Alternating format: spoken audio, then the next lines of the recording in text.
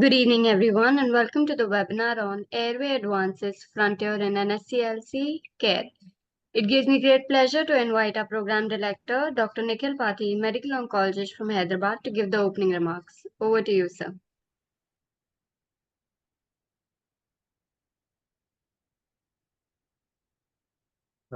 Yes.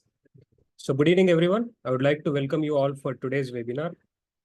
So this is on Airway Advances, Frontiers in Non-Small Cell Lung Cancer Care. At the outset, I would like to thank AstraZeneca for this opportunity. We all know that the incidence of lung cancer is increasing. If you look at Globocon data, that is in 2020, the number of lung cancer cases in females were around 7 lakhs, while that in the males was around 14 lakhs.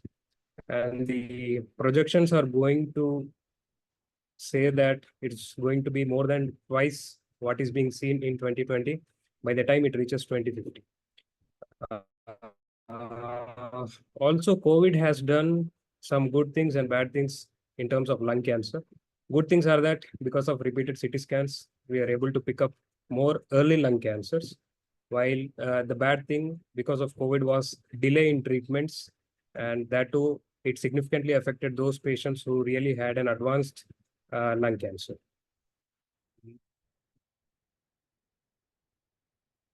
But currently, I feel that we are presently in an era of, in a golden era of diagnostics and therapeutics. There have been a tremendous improvement in terms of understanding the biology of lung cancer per se over the last decade. We clearly understand that lung cancer, instead of deeming it as a single entity, is molecularly heterogeneous disease of various subtypes. And we have also seen significant progress in terms of testing, tailoring existing treatments as per the patient's disease subtype, thereby offering what is currently called as the precision medicine. We have moved from an era of chemotherapy to targeted therapy to immunotherapy, and currently we are in an era for antibody drug conjugates. The future remains promising with the ever-expanding treatment options, treatment algorithms, and the subtle nuances in it. So with this introduction, I welcome again all the speakers for today's webinar. And I'm hopeful that by the end of this webinar, we would be a little more clear in understanding the disease, the molecular testing methods, the available treatment options, especially in patients with EGFR mutated non-small cell lung cancer, and better handling of patient in various clinical scenarios.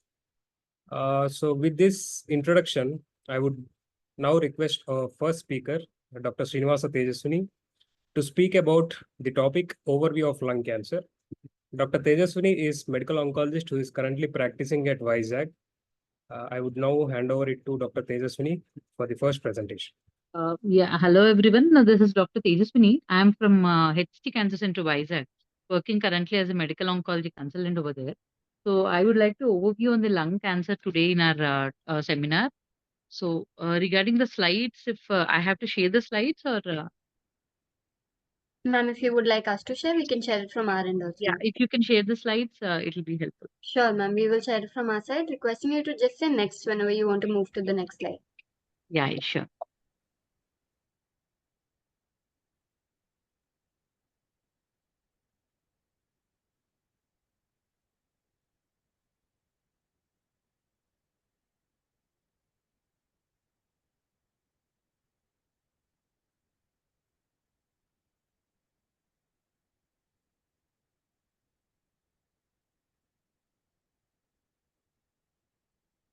Okay, now for the overview of the lung cancer, regarding few basics regarding the lung cancer for all of us, just to brush up.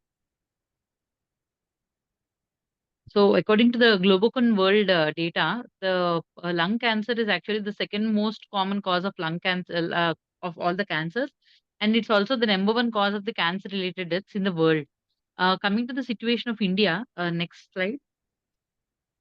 In India, lung cancer is the fourth most common cause of cancer and fourth leading cause of death also. And it's like it is after the breast or like the head and neck, cervix, uteri, then comes the lung cancer being the fourth most common cause of cancer. Next slide.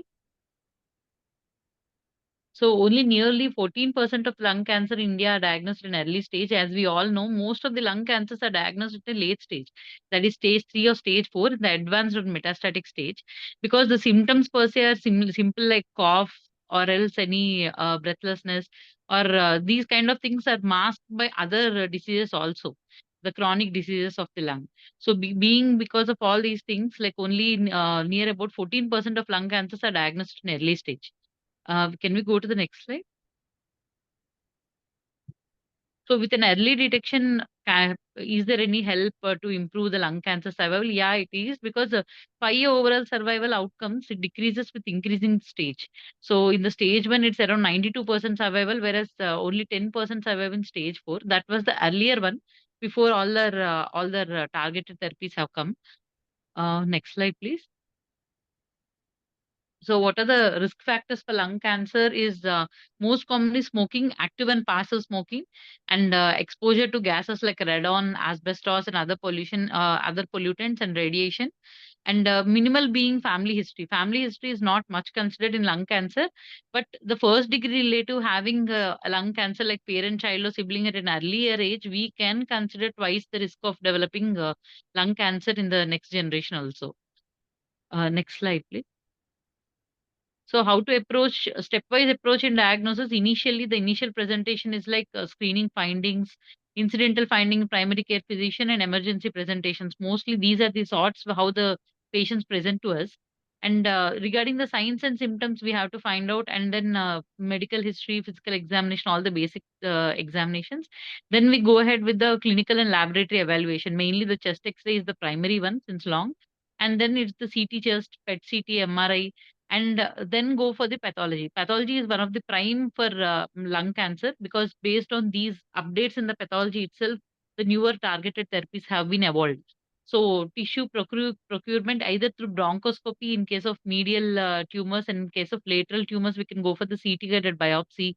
And apart from these, sputum cytology is very much less compared to the biopsies to say. And media stenoscopy and how the tissue testing is like it's with the histology and molecular testing, which is appropriate. So initially we go with the biopsy, and then if it's an adenocarcinoma or squamous cell carcinoma, in case if it's an adenoma, then we go ahead with all the other lung panel testings for us. That is the molecular testing for further updates. Then we go with the clinical diagnosis and staging. Can we go with the next slide?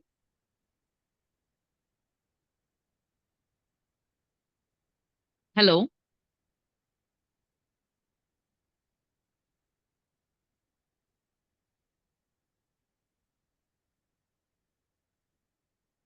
Hello.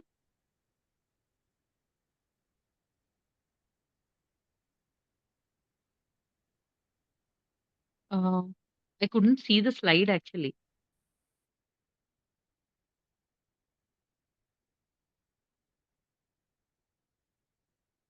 Dishank, are you here? Uh, yes, sir, just playing. Yeah.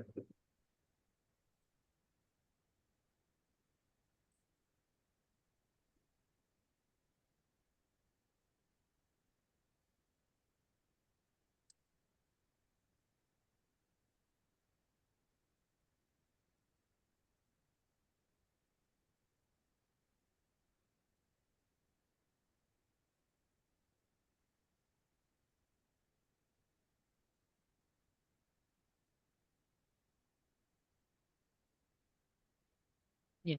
So if you can go with the next slide after this. So over here, so the imaging test, what all we look for the tumors, they are like basic X-ray, CT, and PET CT scan. Grading accordingly, we have the quality of the even the radiology tumors also. And additional other images are being the MRI of the brain and bone scan. Because through PET CT, we generally don't approve for the brain lesions. So we can go with the MRI brain and bone scan after that. So next, can we go ahead with the next one? So regarding the sampling techniques, we generally go with the tissue biopsy and the liquid biopsy these days. Initial days, we used to go with the tissue biopsy for the either sputum collection, which is of very low value, and comingly the bronchoscopy guided biopsy and the CT guided biopsy. And in the liquid biopsies, we have inaccessible tumor sites wherever the tumor site is inaccessible or wherever the patient's performance status is not good for taking the biopsy through lung. So in that cases, we can go ahead with the liquid biopsy. It is generally it used to complement the tissue biopsy earlier, but nowadays liquid biopsy is being the main source wherever we couldn't have access to the tissue biopsy. The next slide, please.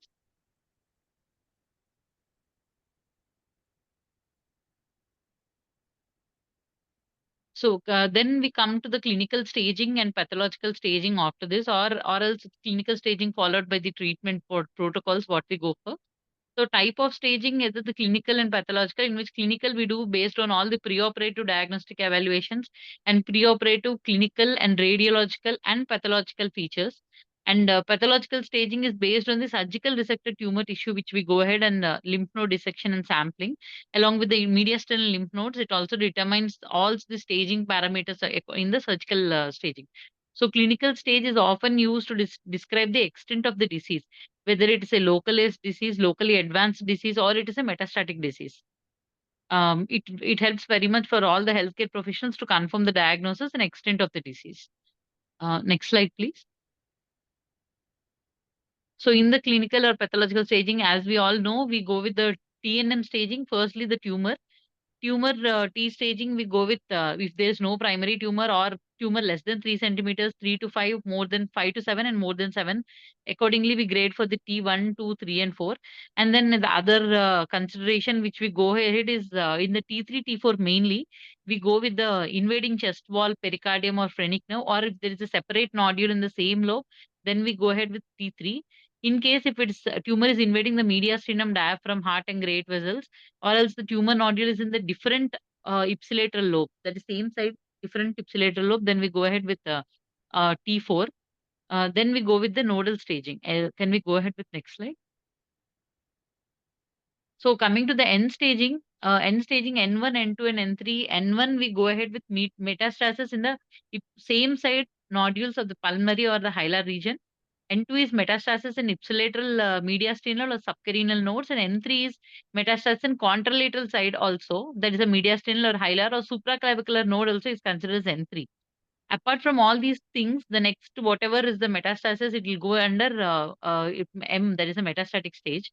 So next slide, please. And considering the M stage, that is metastasis, location and number of distant metastasis, M1A is the primary tumor and separate tumor nodule in the contralateral lobe, that is M1A. And M1B is single extrathoracic met anywhere other outside the thoracic region, and that way single met outside. And M1C is multiple extrathoracic metastasis, that is in more than one organ. So based on these, we stage we have the TNM staging, and then we have the stage 1, 2, or stage 3 and stage 4. Next slide, please. So according to the tumor classifications based on histology, we have two types of lung cancers. One is the non-small cell, and that is the small cell, as we all know. Non-small cell being most common, that is nearly 85%, and small cell lung cancer only 10 to 15%. And in the non-small cell also, non-squamous type is more common than squamous. And non-squamous type, we have the adeno, which is the most common out of all, that is near about 40%. Initially, it used to be like squamous in males and adeno in females kind of thing, but now adenocarcinoma is the most common in among all the age groups and all the types, like whether it might be a, smoking, non-smoking, all the types. And large cell is around 10 to 15%. Other are the miscellaneous types, which are less than 5%. Small cell lung cancer is also known as the oat cell cancer earlier, and it's a small cell undifferentiated carcinoma, which is like a neuroendocrine type. Next slide, please.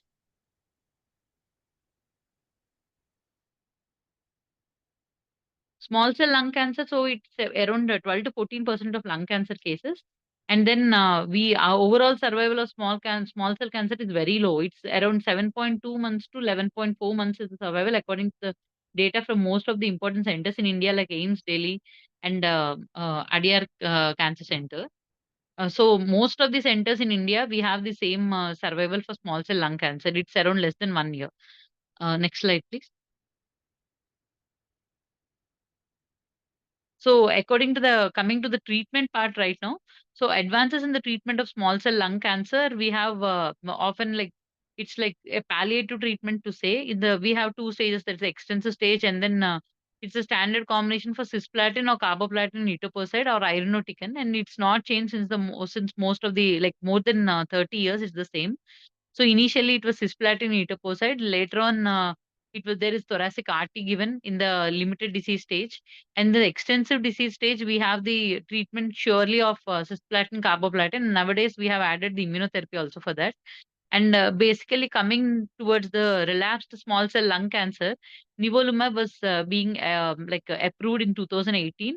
And later on in 2018, we also had the carboplatin etoposide and etazolizumab added to it, which was showing most of survival benefit. And carboplatin or cisplatin with etoposide and durvalumab being added in 2019. Also, immunotherapy has been beneficial in small cell lung cancer in improving the survival rates. So next slide, please. So it's non-small cell lung cancer. Accordingly, we have seen like 15% small cell and 85% of non-small cell lung cancers, in which adeno is the most common. And non-small cell lung cancer, if we can take as one disease, then in it, adenocarcinoma obtains nearby about 50% of the patients, whereas squamous and other histologies belong to around 50%, similar to the similar rates. And in the adenocarcinoma, we go with all the mutations. That is the thing like targets which we say. They are mainly the EGFR, ALK, HER2, RAF, PIK3, and the AROS. These are the main things which we generally go off. And for squamous cell cancer, we generally go with only PIK3CA, which is the main one, along with the EGFR. So most common mutations which we see with squamous cell carcinoma are these two, per se to say, from the EGFR receptors and the PI3KCA receptor. Can we go for the next slide? So coming to the advances in treatment, early and late stages targeted in immunotherapies. Basically, when it started with bevacizumab in non-small cell lung cancer, that is way around in 2006. But now it comes to etazolizumab for non-small cell lung cancer with more than 50% of PDL1 expression. And latest are the nivolumab and ipilimumab. And then ipilimumab and nivolumab with chemotherapy in 2020. So significant increase in approvals are seen in the targeted and immunotherapy in non-small cell lung cancer nowadays. And recently, the thing which in 2020, what all we have got other than these are the capmatinib for MET positive non-small cell lung cancers, selpercatinib and brigatinib. These are the newer things which are upcoming now in targeted and immunotherapies. In immunotherapy, now the etazolizumab and ipi and nivo combination has been showing much survival benefit. Can we go with the next slide? So, as we all know, like for every lung cancer, whatever it might be, along with the lung cancer, any other cancer, it's always a multidisciplinary team. Mainly with the lung cancer, we need a pulmonologist, radiologist, pathologist, along with the oncology team and the primary care and cardiothoracic physician to be taken part in the treatment part. So, to have a very good approach to the patient. Can we go with the next slide? So early localized non-small cell lung cancer, that is stage 1, 2, and 3A, with the non-small cell lung cancer whose disease is limited to only one lung and not involving any mediastinum or more other sites. So our goal is mainly the cure in stage 1 and 2 mainly completely. And stage 3, when mediastinum lymph node involvement is detected, is classified as stage 3. So in these patients and all initial stages, we go directly with the surgical part mainly per se, followed by adjuvant therapies. So next slide, please. So surgical resection, either we have lobectomy, pneumonectomy, or wedge resection and segmentectomy. Wedge resection and segmentectomy only when a part of the lung lobe has to be removed, and it is used only for low pulmonary reserve cases. And in pneumonectomy, generally when there is any hilar tumor or any proximal tumor to the large airway tracts, then only we can go ahead with the pneumonectomy. Or general standard approach, whatever we follow is lobectomy. Next slide, please. So coming to the outcomes in the early stage cancers, to be improved, surgery is the primary treatment and adjuvant cisplatin-based therapy has been recommended in resected stage 2, 3A and some stage 1B patients. And from the results from the large randomized trials and other meta-analysis, they have shown for 5 years survival benefit if adjuvant therapy has been given. That is the overall survival DFS to say. And overall survival recurrence and death following surgery and adjuvant chemotherapy still remains high across all the other disease stages. So for localized or early stage 1B, the 5-year recurrence rate was around 45%, whereas in regional or locally advanced, to say that stage 2 and stage 3, it has been 62 and 76%. Like that is the surgery post after that adjuvant chemotherapy being given. Next slide, please.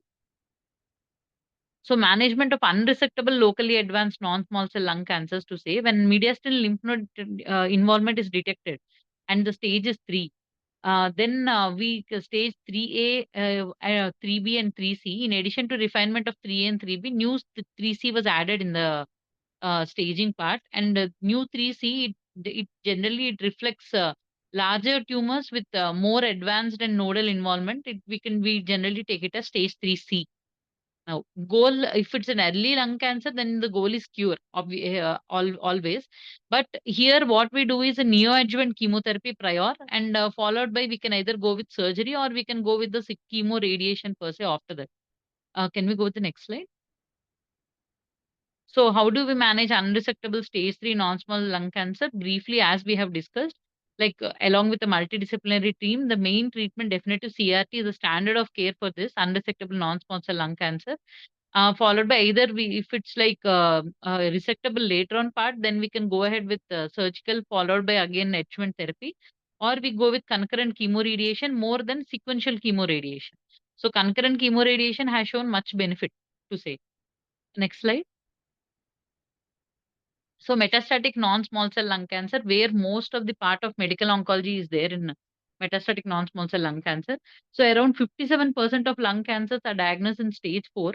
So the treatment goal, what we have in stage 4 generally is to extend the survival and maintain the quality of life, and to relieve the severe and debilitating symptoms and the limit adverse effects. These are the main target goals what we have in metastatic non-small cell lung cancer. And next slide, please. And presently, metastatic non-small cell lung cancer management is mainly driven by the molecular testing. That is targeted therapy and checkpoint inhibitor therapy. That is all that's targeted in immunotherapy, to say.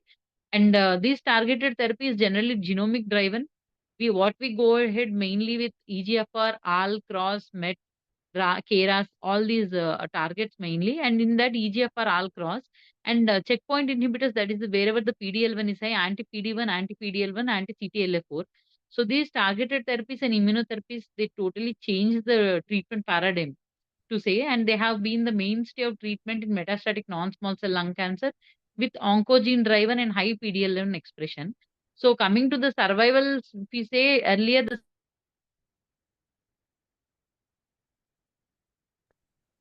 earlier it was 8 to 12 months with chemotherapy, and now for the targeted therapy, genomic driven TKIs, it has changed. It's according to the Flora trial recently. That is the Osimertinib, what we think of. It's like 38.6 months to the targeted therapy, and Keynote 024, that is around 30 months in PDL1 more than 50%, according to the Keynote 024 trial. Next slide, please. So targeted therapy, what is targeted therapy?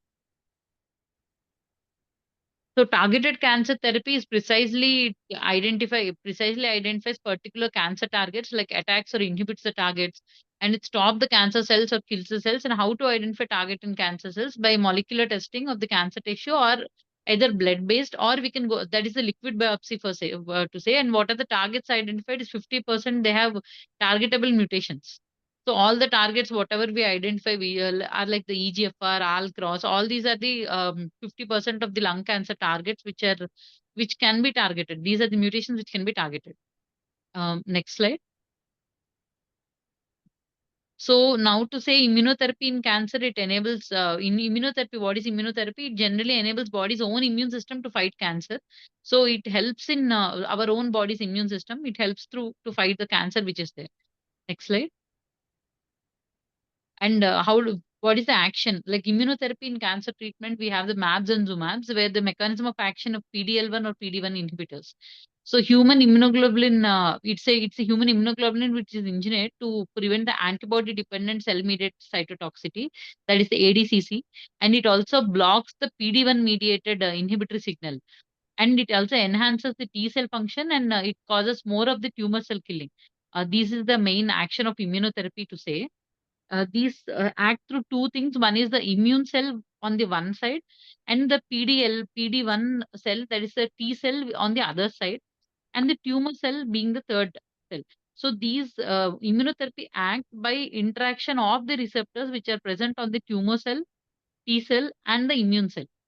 These having receptors mainly the CD28 and PDL1 with the MHC molecule, MHC2. The T cell receptor binding with the MHC2 is one signal, whereas the PDL1 binding with the PD1, there's the other signal. So when these signals have been combined and there is inhibition of these, then there is the action of immunotherapy which is shown. Can we go with the next slide? So completely overall, to summarize regarding the immunotherapy part, overall 5-year survival in non-small cell lung cancer is around 10 to 15%. Mainly majority of patients present either in locally advanced stage and distant stages, as we all know. And we have 30 to 60% of non-small cell lung cancers, and whoever is undergoing surgery earlier, they develop metastatic disease. So there is, and here we have to, what we have to underline here is the important neoadjuvant and adjuvant treatment option in early stages. That is to be done research on, it should be further studied, because to improve the outcomes in that particular stages, where earlier stages being post surgery having a metastatic disease later on.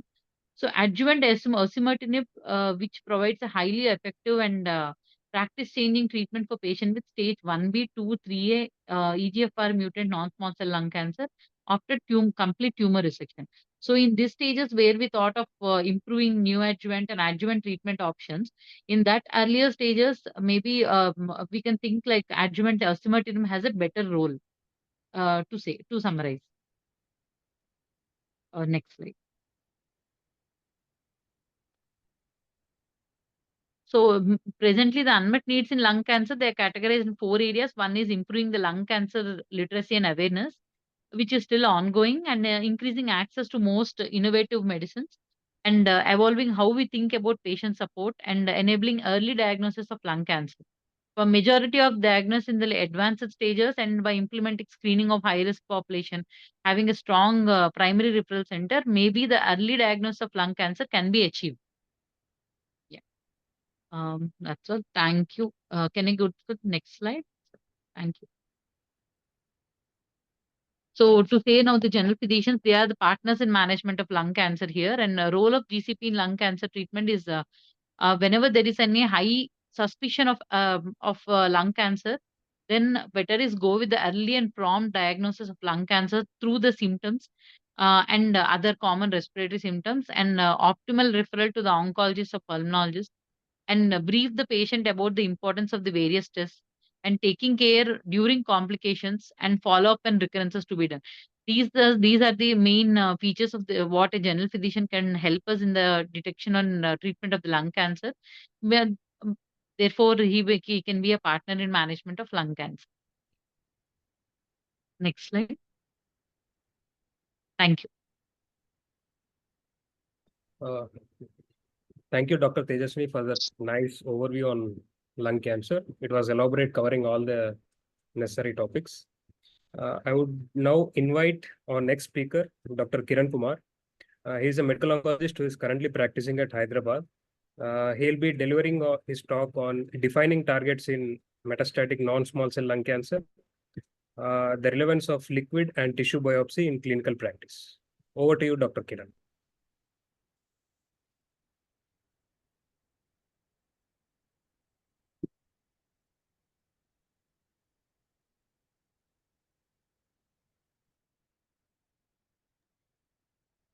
Sir, am I audible? Yes.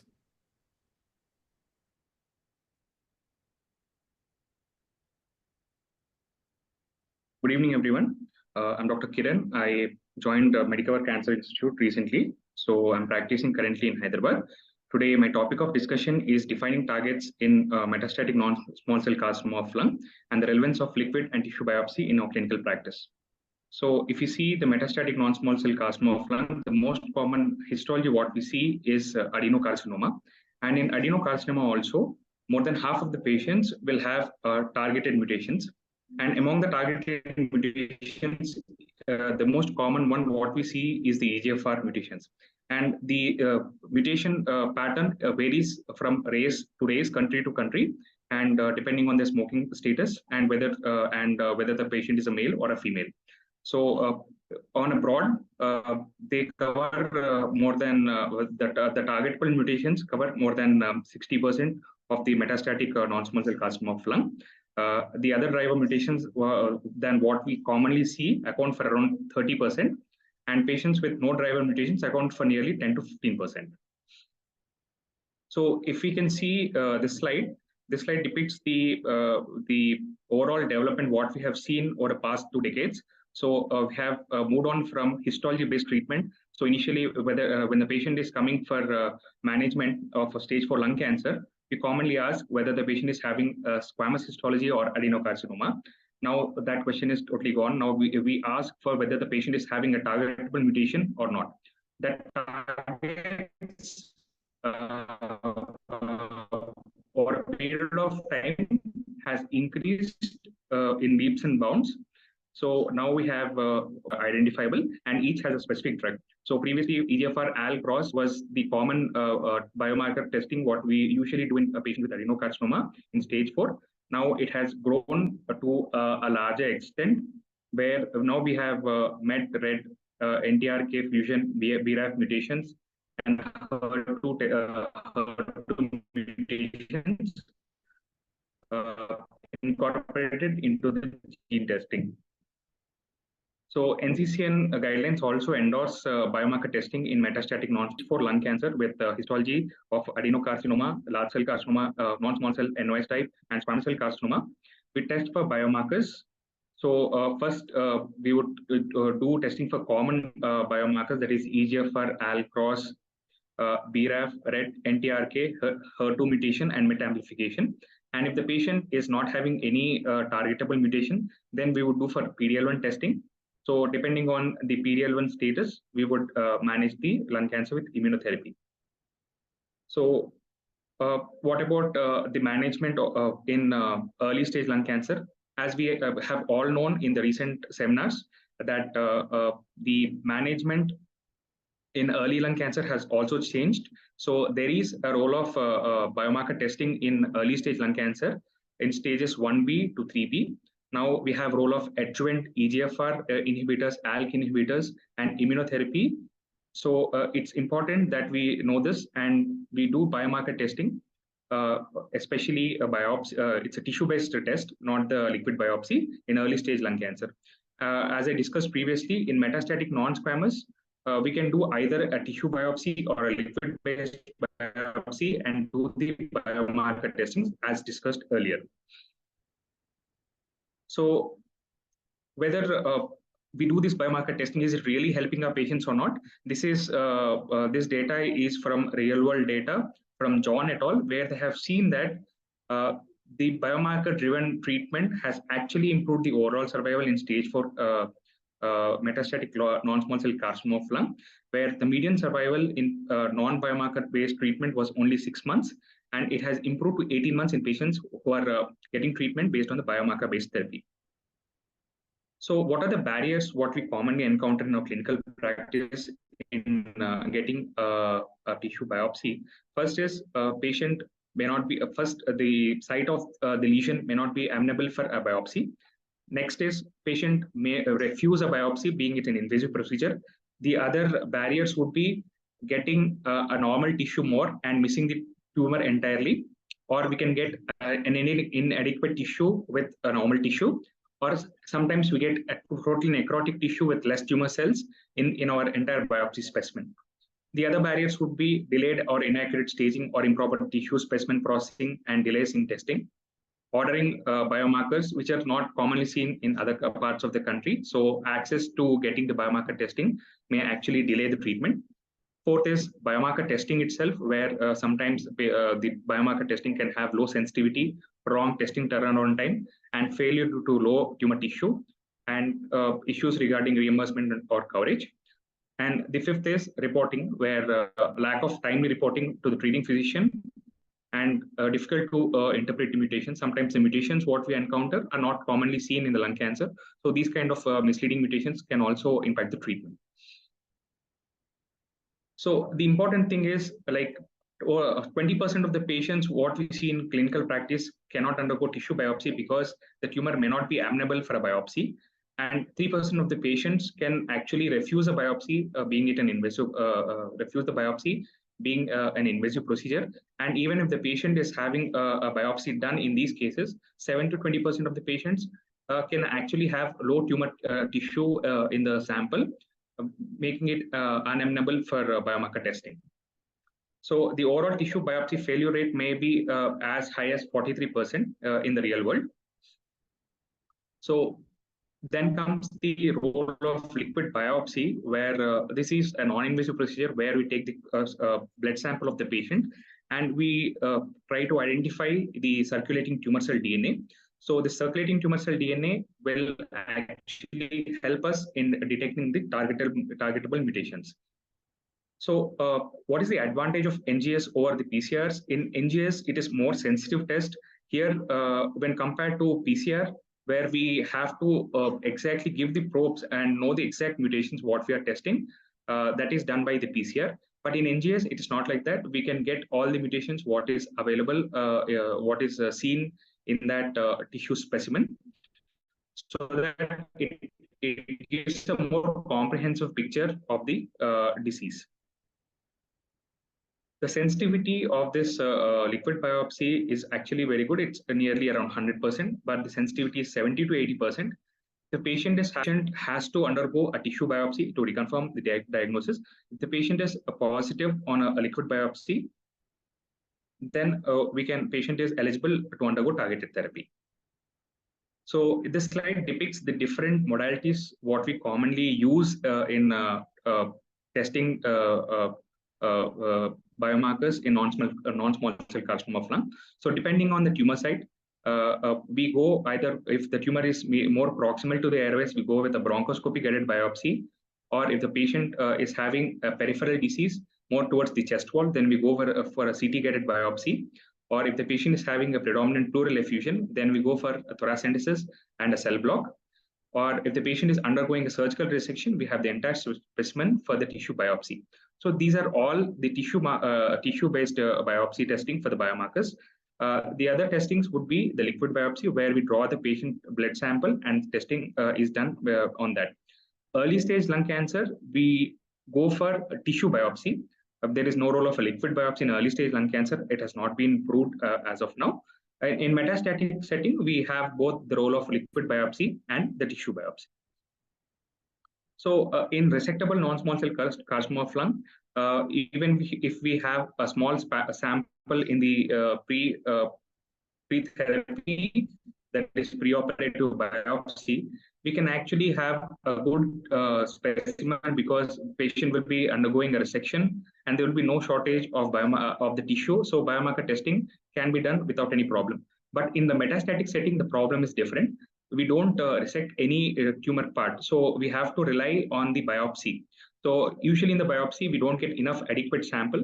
So there is a chance of letting the patient undergo a rebiopsy. That is a problem. Sometimes patient may not be amenable for patient's disease site may not be amenable for biopsy. So liquid biopsy plays an important role in diagnosis in these settings. If you see the concordance rates between the tissue biopsy versus liquid biopsy, the specificity is nearly 100% and the sensitivity is nearly 80 to 90%. The concordance rate is nearly 90 to 100%. Overall concordance rates of all the common mutations what we see, the concordance was nearly 98% with a positive predictive value of 100%. So in EGFR mutated non-small cell carcinoma of lung, this is outcome. This is a study by Trans et al., where they have seen that There is no difference in outcomes whether the patient was using a tissue-based biopsy, tissue-based treatment for detection of the EGFR mutations versus the liquid biopsy. The outcomes are almost similar. The other disadvantage of using a tissue biopsy is the longer turnaround time for the tissue-based NGS, which is nearly 3 weeks, that is around 20 days. But in liquid biopsy, the turnaround time is actually a little lesser. It is nearly about 10 to 12 days. So if we approach a patient with a tissue-based biopsy first, the chance of picking up a biomarker testing is nearly 60%. But if we go with a liquid-based biopsy, the chance of picking up the biomarker is 77%. It is 27% higher than the tissue biopsy. But the best outcomes for biomarker testing is when we combine both the tissue and a liquid biopsy, where the chance of picking up a biomarker is nearly 89%. So the advantages of a liquid biopsy over a tissue biopsy is it is actually helpful in patients where the site is not amenable for a biopsy, or if the patient is doing a rebiopsy, or if the patient is refusing a biopsy, and if we want the tumor result, if they want the test to be the test results to be in shorter period of time, then liquid biopsy will be of help. This is real world data where they have observed this liquid-based NGS indicator directed therapy, where 85% of the patients achieved a complete or a partial response, where they have used this NGS directed therapy. So overall, if we compare the tissue-based versus liquid biopsy-based testing, so the tissue-based biopsy testing is an invasive procedure. Liquid biopsy is a non-invasive procedure. So the problem with the tissue-based biopsy is mainly lack of the tissue and inadequate tumor cells in the sample.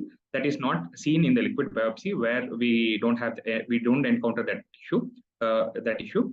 But the problem is the liquid biopsy is not available in all parts of the country when compared to the tissue-based biopsy. The turnaround time for the tissue-based testing is a little bit longer when compared to the liquid-based biopsy. It's around 10 to 15 days, where liquid biopsy, it is shorter, around 9 days. And the tumor heterogeneity is better deleted in a liquid-based biopsy when compared to a tissue-based biopsy. So these are the different strategies of biomarker testing. As I discussed earlier, the best strategy is to combine a liquid biopsy with a tissue-based biopsy. It gives the best result of picking up of the biomarker testing. But the problem is it costs much more when compared to either of the individual tests, and the turnaround time is almost like 10 to 15 days. If we go, the other strategy would be using a liquid-based biopsy first. Then if it's a negative test, then we can go for a tissue-based biopsy. The third strategy would be using a liquid biopsy only. Then the chance of picking up the biomarker is higher when compared to the tissue-based biopsy. But the problem is we can't get the histology or the PD-L1 status if we want. The last strategy would be using a tissue-based biopsy only, where we can get the histology and the PD-L1 status, but the chance of biomarker picking is around 25% less when compared to the tissue biopsy. And turnaround time is a little higher. I told earlier that liquid biopsy is not approved currently in early stage, that is resectable lung cancer. This is because the concordant rates when compared to the tissue versus liquid biopsy was actually lower in early stages. In stage 1, it was seen around 13%. In stage 2 and stage 3, it was nearly 55%. But in stage 4, it was nearly 75%. So currently, the liquid-based biopsy is currently limited to the metastatic setting. So liquid-based biopsy is actually acting as a complementary or alternative to the tissue biopsy. And it can be used in specific scenarios, but not regularly in all cases. So this slide I have discussed earlier, similar that if we use a plasma-based approach first, there is a liquid biopsy first, then we can get the biomarker test, the chance of picking up is higher. But if the patient has a negative test, then again we have to use a tissue-based biopsy for confirmation of diagnosis. The other way is using a tissue-based biopsy first, And in a subsequent setting where if the patient is having a low tissue sample or if the further sample is not available, then we can go for a liquid-based biopsy. And the complementary approach is always the best, where we use both the techniques to minimize the shortcomings of the both individual tests. So in order to summarize the advantages and disadvantages of a tissue-based biopsy versus liquid biopsy, tissue biopsy, the advantages are we can get the pathological information, whether what is the histology, we can get the PD-L1 status, we can assess the DNA and non-DNA based biomarkers. And the disadvantage is that it takes longer time to get the results. Limited tissue is another problem. It is an invasive procedure, and rebiopsy may not be always feasible, and the tumor heterogeneity accountability is less. Whereas in a liquid biopsy, the concordance rate is high, the rapid turnaround time is an advantage. It is not invasive, it can be repeatable over a period of time. It can capture the tumor heterogeneity better when compared to a tissue biopsy. And the disadvantages are non-DNA biomarkers are not available, and the cost is higher when compared to a tissue biopsy. There's a chance of getting a false negative. So if we can see in the recommendations in the practical guidelines, so ESMO has endorsed liquid-based biopsy in certain scenarios in metastatic non-small cell carcinoma of lung. In scenario where there is a delay in expecting the tumor tissue for genotyping, in scenarios where invasive procedures are risky or contraindicated, and if the site is only bone, which is not accessible for a tissue biopsy, then we can use a liquid biopsy for management. And it is considered as a complementary or an alternative to a tissue-based biopsy and can be acceptable as an initial approach in certain settings. But the important thing is it has some pitfalls. That is, there is a chance of missing the histological transdifferentiation and inadequate sensitivity to certain type of mutations such as MET through high copy gain mutations. And it is suboptimal for amplifications and fusions. NCCN also endorses the liquid-based biopsy in a similar scenarios where it is advised in patients who are medically not fit for invasive sampling, or if there is an insufficient tissue for molecular analysis and follow-up biopsies is needed. In these conditions, we can use a tissue-based biopsy. It is also used in patients where especially in EGFR lung cancer, to know the T790M status. So the principles is in circulating tumor DNA, that is a liquid-based biopsy. It is used in a complementary way to the tissue biopsy. It is not routinely recommended in all settings, especially in early resectable lung cancer. So it has the advantages of picking up the tumor picking up the biomarker more when compared to the solid when compared to the tissue biopsy. And the disadvantages of the liquid biopsy is sometimes we can encounter the mutations which is not actually attributable to the lung cancer, such as KRAS and TP53 mutations, which is seen in post-chemotherapy settings. And we can't enrich the tumor sample like what we do in a tumor-based, in a tissue-based biopsy. And it is not actually sensitive to detect fusions or other genomic variations of relevance. So this is my presentation. So it is always advisable that we incorporate more specialists into our thoracic surgeon to discuss the possibilities and better get an opinion regarding the whether to go with a tissue biopsy or a liquid biopsy. Thank you. Thank you, Dr. Kiran, for that detailed deliberation, covering all the nuances of liquid biopsy. I would like to invite the next speaker, Dr. Ramesh Reddy. He'll be speaking upon the management of metastatic EGFR mutated non-small cell lung cancer. Dr. Ramesh is medical oncologist presently working at Kakinada. Over to you, Dr. Ramesh. Thank you, sir. Thank you for the kind introduction. Can you please share the slides from your side? Yes. So at the outset, I would like to thank AstraZeneca for giving this opportunity and this platform, and Nikhil sir for moderating this session. These slides are actually provided by AstraZeneca and I have modified them. Next slide, please. So my previous speakers have already elaborated on the overview of how to manage lung cancer in the current scenario, as well as how to test the present burning topic of biomarkers and their targets. So for the fact of the matter is that most of the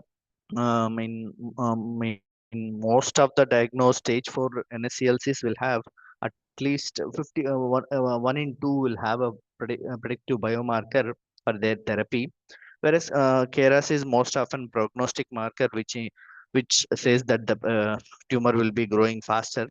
There are other types of targets which can be identified. Most of them are exclusive of each other, but sometimes a mix can be found.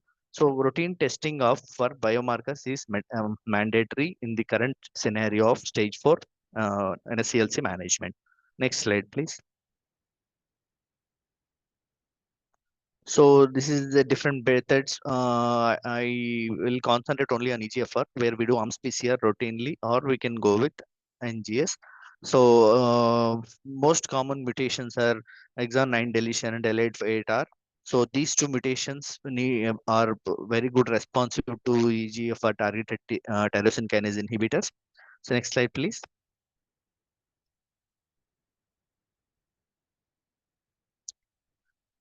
So next slide, please. The uncommon mutations we are not speaking today. We will be discussing mainly on exon 19 and 21, which is the most common. So EGFR mutations are found almost similarly in all the stages. So routine testing in all the stages is recommended as of now. Next slide, please.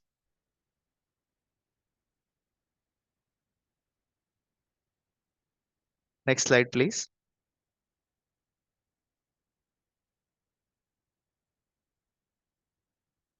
Hello, are you able to hear me? Next slide, please.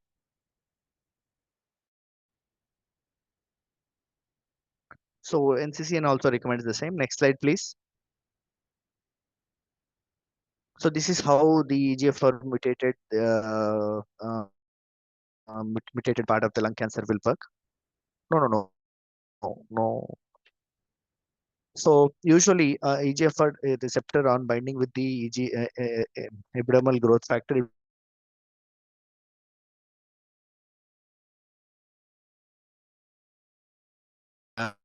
is the to target this or inhibit this dimerization, TKIs are employed, and the first of its kind was Gefitinib, the first generation TKIs, which have shown some meaningful PFS benefit. Later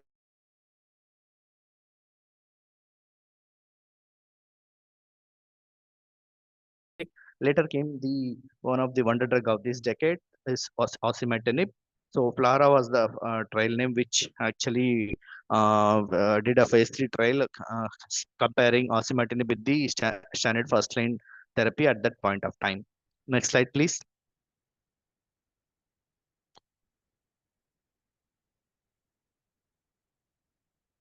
So this was the trial design which Osimertinib followed by was compared with the Gefitinib or Erlotinib. And most of the time they have taken most of the patients who are exon 19 deletion or L858R and without prior exposure to treatment. Stable CNS metastasis were also allowed in this, and this were taken, though locally advanced were only 5%, metastatic were 95%, and crossover was allowed between both of them at the time of progression. Next slide, please.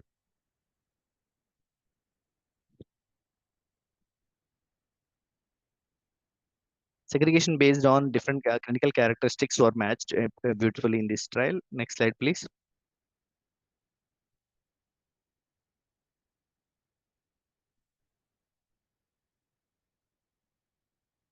So the primary endpoint was the PFS, where we can see both the curves are separating early. Whereas in Dacometinib, the slides, the curve started separating after 6 months of non-separation. Here, from the Osimertinib to standard of care, this curve started separating from the beginning, which clearly shows the both the efficacy of osimertinib as well as the though response rates were not too different, but their early response was shown in this. So the median PFS was absolutely statistically significant, as well as it was up to 19 months, which was nearly double of what was actually existing at that type of point of time, and hazard ratio was 0.46, which was significant. Next slide, please.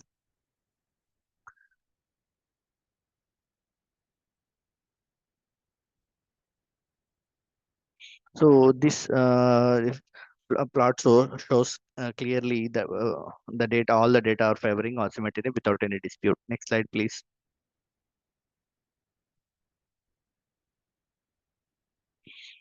So here we can see the objective response rate. Although most of the TKIs will have an objective response rates of about 80%, the early progression was less in the osimertinib group, and duration of response was also more. Along with that, CNS progression alone was lesser with osimertinib, as well as CNS activity was demonstrated better with osimertinib. So those are response rates are similar, early separation of the curves, as well as delayed early progression can be prevented, and CNS disease can be addressed to a good extent when compared to the first generation TKIs as per this trial. Next slide, please.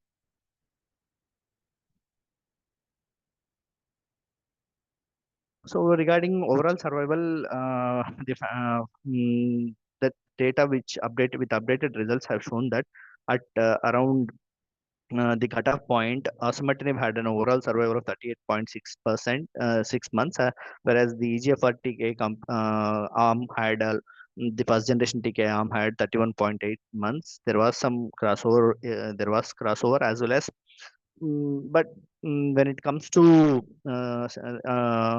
p-value, this was also statistically significant. A 7-month nearly gain with statistical significance was actually betterment, and it was the first TKI to have shown overall survival benefit when in the current scenario. Next slide, please. So regarding adverse event profile, though grade 1 and grade 2 events were seen to some extent, which are less than the first generation TKI counterpart, grade 3, grade 4 toxicities are very, very low. Except for diarrhea and a mild rash, there was no much significant toxicity was seen more than what would have been seen with first generation TKI. It is overall a better tolerable drug, and most of the grade 1 and grade 2 toxicity can be easily manageable. Next slide, please. So this was the adverse event profile regarding toxicity and tolerability. So grade 3 and grade 4 events were lower with osimertinib. Next slide, please. So this was the summary of the FLORA study, where it showed highly statistically significant and meaningful benefit in the PFS, which was the primary endpoint. The statistical significant overall survival results and the trend was increasing. And CNS, the progression-free survival of CNS disease was better with osimertinib, and there was delayed fewer CNS progressions on osimertinib. Safety profile was comparable as well as manageable. Next slide, please.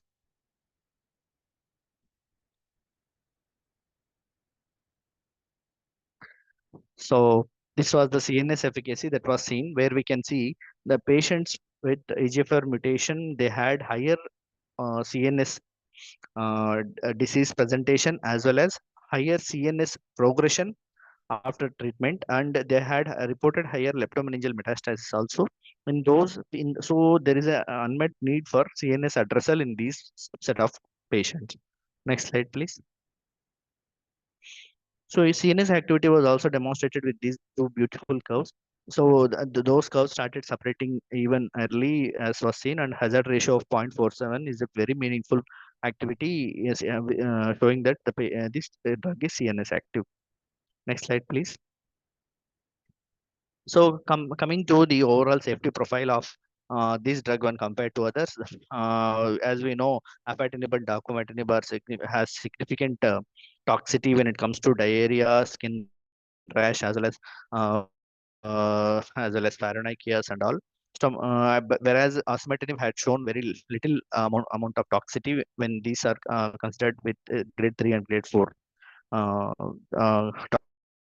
toxicity. So next slide, please. So regarding sequence, this is a big debate. I think that will be a separate topic on a separate day, because data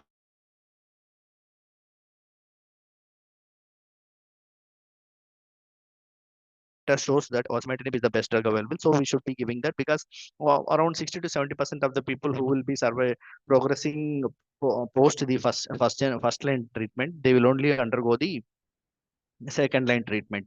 This was in the TK era or chemotherapy era. But with osimertinib, with the median OS of 38 months, how many people will be definitely going for a second line is a question.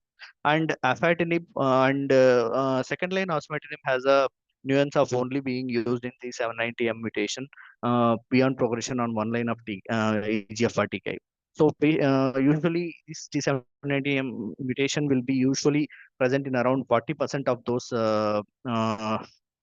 who are progressing on first line TKI. So this sequencing is a debate, and afatinib followed by osimertinib is one debate. Osimertinib upfront is one debate, and osimertinib combination with chemotherapy is another debate, which is we'll see in the next slides. Next slide, please. So next slide, please. Next slide, please. So this was what I was talking about. How many of them will be going for second line therapy, and what would be that therapy to we were going, and how their PS would prompt for a this thing. So next slide, please.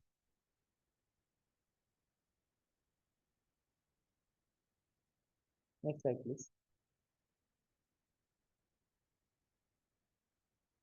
So osimertinib is the category 1 preferred drug that has been recommended in the standard guidelines. Next slide, please. Next slide, please. So FLARA2, this compatible, data coming out. I don't see why people are having 64% toxicity with platinum pemetrexed combination. Indian people are tolerating very well. And combination of osimertinib with chemotherapy, platinum-based chemotherapy is actually encouraging. Data is encouraging, but toxicity-wise, people are projecting it will be having 64%. Next slide, please. 64% of additional toxicity, whereas osimertinib alone has 27%. So the median PFS is quite good with osimertinib plus combination chemotherapy. Next slide, please.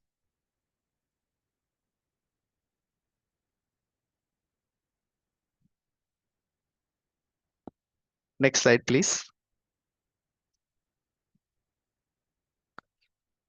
So this was the PFS, which was favoring the PFS data, which was favoring osimertinib plus combination chemotherapy. Next slide, please. Yeah, this slide. More grade 3 or more toxicity is in 64.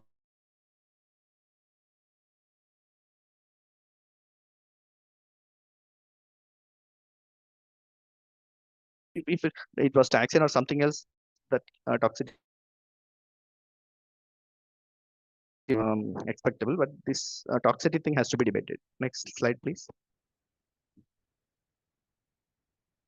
So this is another new trial, which in the third generation EGFR TKI lazertinib was combined with amivantamab. This was actually compared with osimertinib, the standard of care as of now. Lazertinib is a new third generation TKI with high CNS activity, whereas comparable activity or better activity when compared to osimertinib. And there was a trial also, laser trial, which has compared with first generation TKI with median PFS of around 16 months. So next slide, please. Next slide, please. So this clearly shows amivantamab adds to the lazertinib added to Lazertinib has shown clear PFS improvement, whereas Lazertinib also they clearly show that they have similar or a bit of Lazertinib going with better activity, especially CNS activity. Next slide, please. Next slide, please. So the overall response rate and duration of response both are more clearly, the curves can be separated by 6 months. Amivantamab and Lazertinib promising drug in the near future. Next slide, please.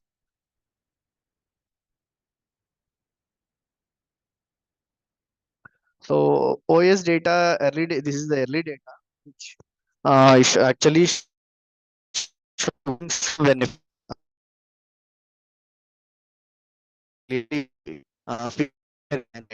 So we'll provide the final data before this recording is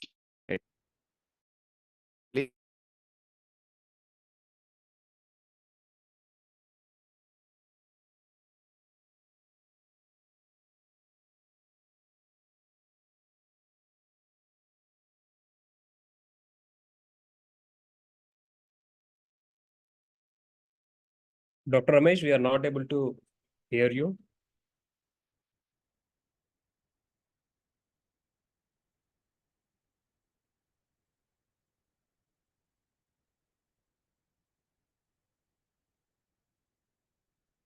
Dr. Ramesh?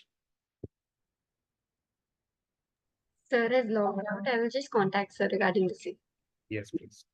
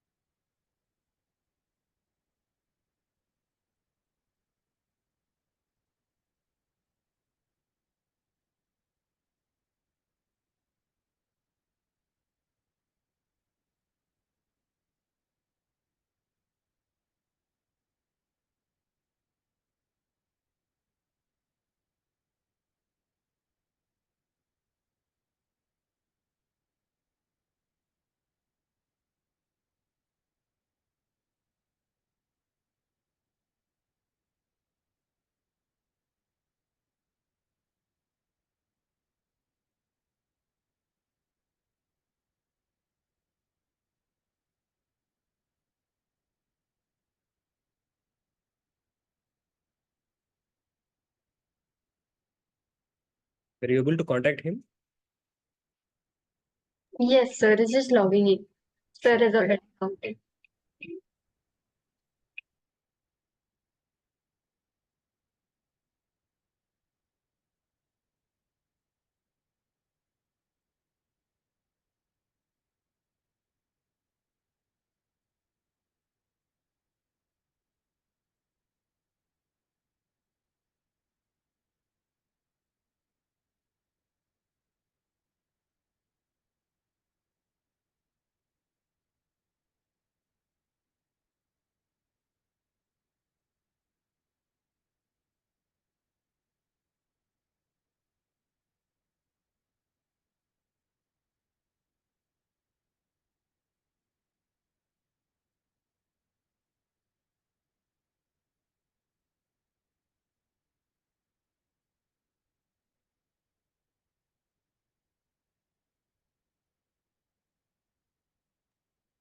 Hello. Yeah, are you able to hear me now? Yes. Yes. Yeah. Please, next slide, please. I have reached to the end of the presentation. Yeah, there were some adverse events which are noted more with combination group, but those are 10% in the combination group and compared to 3% in the Osimertinib group. Next slide, please. So Osimertinib has really translated into an OS benefit with an increased median PFS, which is the primary endpoint that has reached, and a median OS of 38 months. This is definitely a wonder drug. It has shown CNS activity too, and it has a similar or better safety profile when compared to the existing EGFR TKs, and this would definitely be the new standard of care, which is being practiced since the past 3 to 4 years. Next slide, please. Thank you.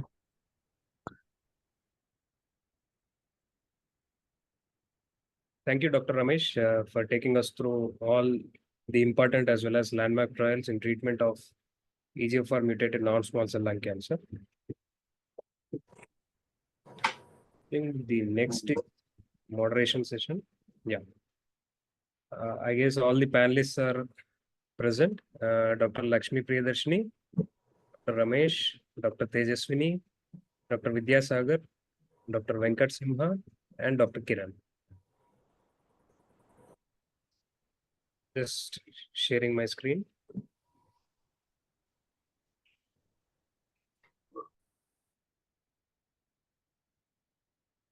I hope my screen is visible. Yes, sir. Yeah. Right. So, we'll be discussing about an exceptional, a case wherein there is an exceptional response to Osimertinib. So, this is regarding a 64-year-old gentleman who was symptomatic with cough, progressive breathlessness, and backache. He was not able to walk without support. This was for a brief duration. He also complained of giddiness, loss of appetite and weight, and there was no history of smoking. At this outset, since we are discussing lung cancer, Dr. Lakshmi Priyadarshini, how would you like to investigate this case?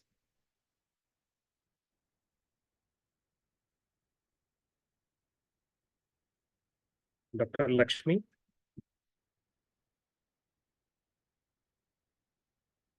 Ma'am, you will have to unmute yourself. Dr. Tejas?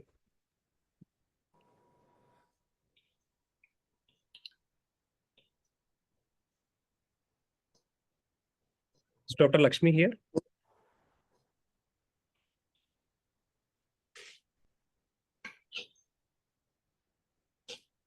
For Tejaswini, you can answer this in case. Yeah, hello. Yes. Yes, Dr. Nikhil, sir. Regarding this patient, firstly, I would like to go with the basic radiology and then the histopathology first. And based on that, being a non-smoker, am I audible to everyone? Yes, ma'am. Yes. Yeah. So initially, based on the for the diagnosis, initially we could go with the radiology and then the histopathology. If it's an adeno, then we would like to go with the molecular testing further. Okay. So, what radiological investigations? Radiology, initially we can go with the CT, or else initially to go with the X-ray and then CT film first. After that, we can plan in case if we are because it's a 64-year-old, and then based on that, we can further go with the PET if required, and CT guided biopsy we can go ahead. And if based on the position, like it's a bronchoscopy guided biopsy or the CT guided biopsy from out. And then if it's an adeno, based on that, we can go with the molecular testing further. For the EGFR being the most common, EGFR, AL-cross, and other testings. Since he also complains of giddiness, would you like to do an MRI brain or some Giddiness since 5 to 6 days, but first what I think is initially we have to go with the CT based on the staging of the lung cancer. Then I think we can go ahead with if it's an advanced stage or a locally advanced, if there is a nodal involvement, then I think there is a benefit if we go ahead with a MRI brain based on his other symptoms. Sure. So, as suggested, so we have this patient or this gentleman has got a PET CT done, which showed a mass lesion in the right upper lobe, along with some mediastinal lymph nodes, the hilar nodes, and multiple skeletal metastases. So, as was suggested, he also underwent a biopsy, and the biopsy, it turned out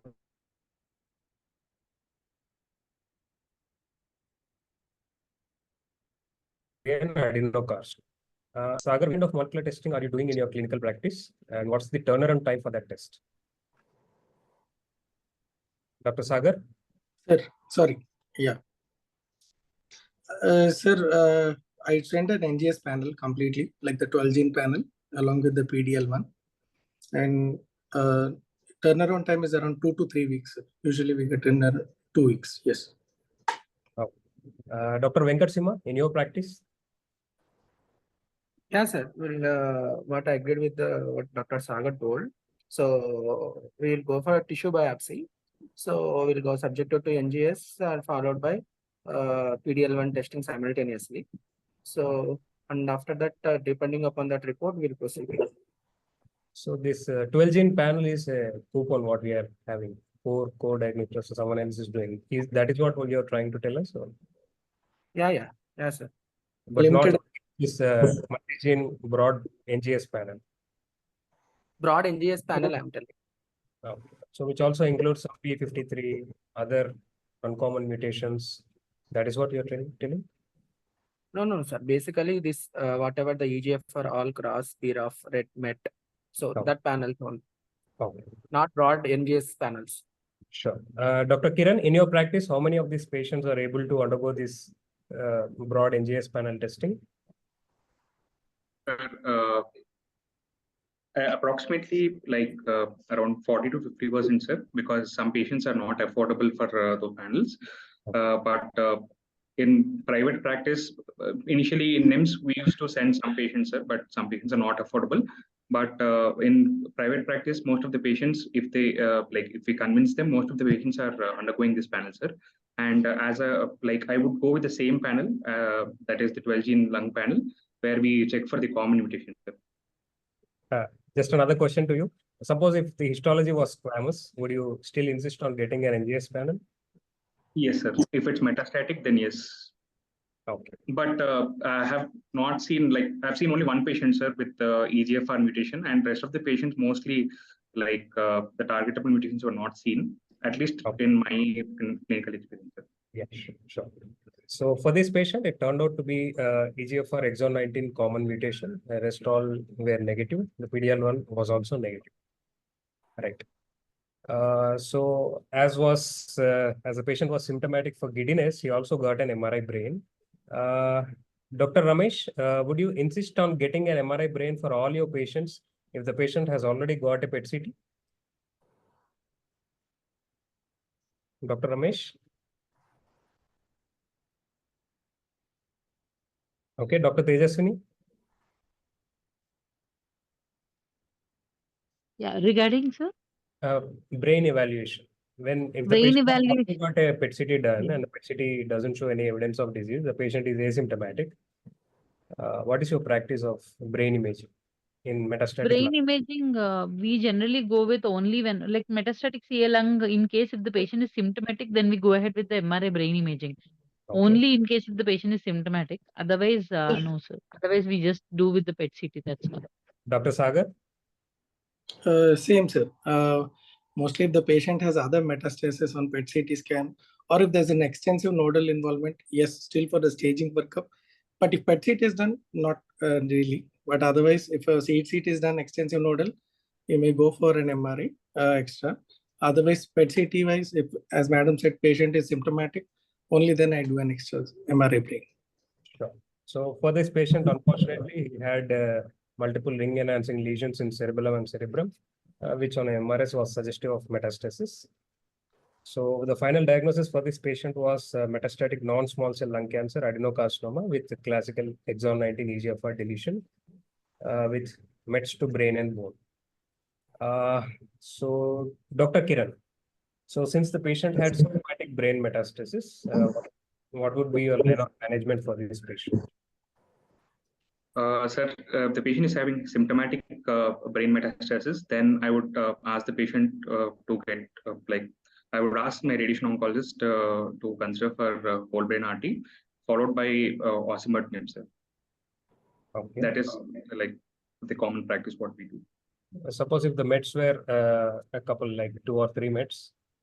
Then if the patient is affordable and if it's in the if it's amenable for SBRT or SRS, then SRS would be preferred, sir, rather than preferring the whole brain RT, followed by Osimertinib, sir.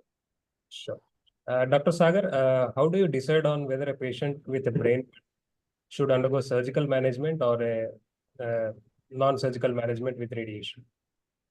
So depending on the number of lesions, sir, and their distribution, if there are multiple mets distributed diffusely throughout the brain, then I would definitely go for and prefer an RT.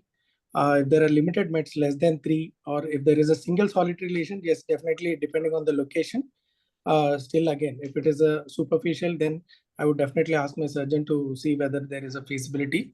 If it is deeper and otherwise it is very like there are 3 lesions or more than a few lesions, then yeah, probably SRS, something like that, depending on the number of mets and the location. Okay, sure. So for this patient, he underwent, as the panelist suggested, underwent local radiotherapy for the metastasis, and he was started with EGFR-TK. So just to give an overview of the various EGFR-TKs available, first generation, second, and third. In terms of the median PFS, the Osimertinib stands tall with a median progression-free survival of 19 months, which was followed by Dacomitinib, and the others were the Erlotinib and Geftinib. In terms of CNS penetration of Osimertinib, again, it's far superior compared to the other first or second generation EGFR-TKs. When they looked at the concentrations in the brain versus the plasma, the Osimertinib was superior. So when the same was analyzed, when the Osimertinib was tagged with a radionuclide, we can see in a series of 4 patients, we can see that the tracer has lit up in the brain, showing that there is an effective or efficient penetration of the drug into the brain parenchyma as well. Again, the same, which is showing the volume of distribution of the drug, which is again depicting here in this series of brain nuclear images that there is effective drug penetration within the deep parenchyma of brain also. Right. So this is an algorithm which says which outlines the management of EGFR positive non-small cell lung cancer. So for those patients who are presenting with brain metastasis, so we first look at whether they are symptomatic or not, and if they are symptomatic, yes, they warrant local therapy. So surgery, as was elicited by the panelist, they meet specific criteria, they undergo surgery. If not, then SRS or whole brain RT. If the patient is asymptomatic, then CNS effective TK would be the treatment of choice.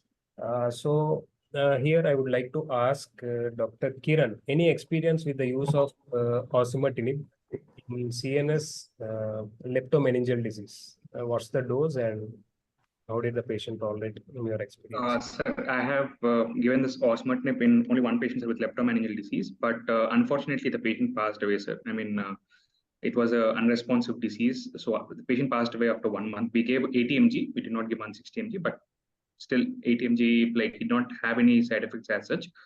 But disease was progressive, sir. Dr. Venkata Simha, so just putting the other way around, how often do you see primary Osimertinib resistance in your practice? Any experience? No, sir. I have not seen any patients like that. So primary Osimertinib resistance, I have not seen any patient till now. Dr. Sagar, in your experience, the side effect profile of Osimertinib? Very well tolerable, sir. Very, very less few side effects. Really to say, I think not much. Very, very tolerable. Only one patient had an oligoprogression while on Osimertinib, but tolerability, safety wise, I've really not come across any worrisome features, sir.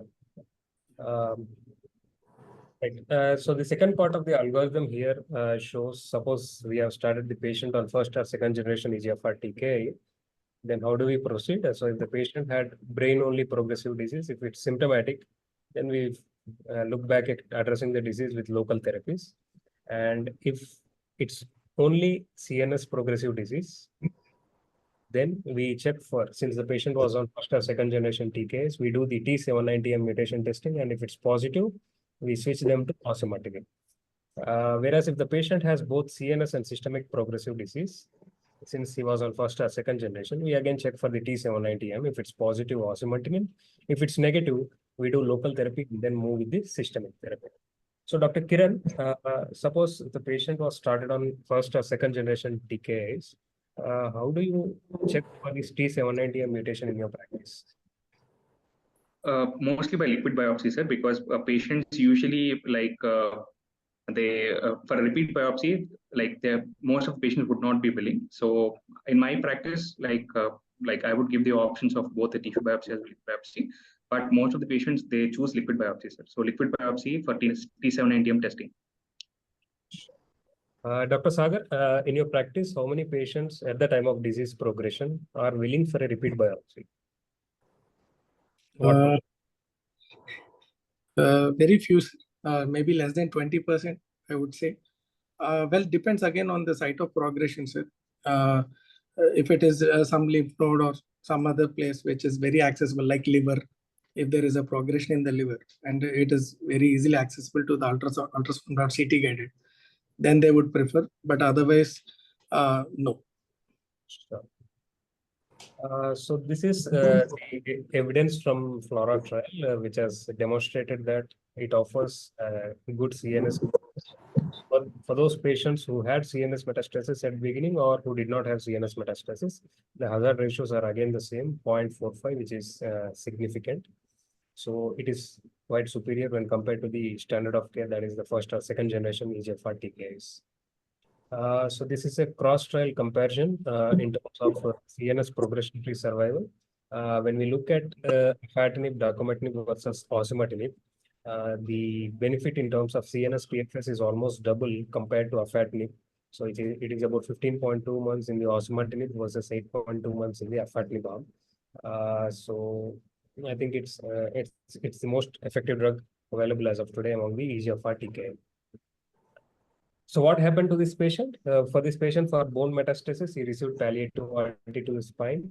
And for brain metastasis, patient denied RT. He was managed conservatively with anti-edema measures. And he wanted to see later, address the brain issues later. And he was started on osimertinib. So they did a follow-up scan, and there was a good decline in the lung lesions as well as the mediastinal lymph nodes. Just for the discussion sake, the effectiveness of TK in brain metastasis again, the CNS response rates with osimertinib were 66% compared to 40% with the first or second generation EGFR TKs. And the median duration of the response was not reached with osimertinib versus 14 months in the EGFR or GEF. So the follow-up MRI for the same patient, it showed a significant resolution in the brain lesions. Dr. Sagar, suppose if the patient presented you at the outset with the data available for osimertinib plus chemo, how do you decide on choosing which treatment regimen this patient should receive? So the trial they have done in combination with osimertinib chemotherapy, they've chosen pemetrexed plus platinum based. So I would definitely go for that. And I think there is some recent data where among all the regimens, I think pemetrexed plus platinum based showed better outcomes. I'm not sure about the exact values, but it has definitely shown better compared to the other regimens. So definitely, as per the trial, yes, pemetrexed plus platinum based. Dr. Kiran, how do you decide between these two? What parameters do you consider? Sir, first of all, like depending on the patient's performance status, sir, if the patient is good in a good performance status, then I would choose the combination of osimertinib plus chemotherapy. And like I would like to give this chemotherapy mostly in probably not in very elderly patients, but mostly like below 60, in between 45 to 60 years of patients with good performance status. And for motivated and for coming, like if there is any complication, like if they can come back early. So in these kind of patients, I would like to give, sir. Not in far off patients, like who are coming from long distances. Dr. Venkat, any experience with the use of chemotherapy plus osimertinib combination? No, sir. I used only osimertinib till now. Never tried with osimertinib plus chemotherapy. Dr. Tejaswini, any experience with this? Yes, sir. Actually, we were like initially started with chemotherapy directly, and we used to wait for the EGFR mutation status reports.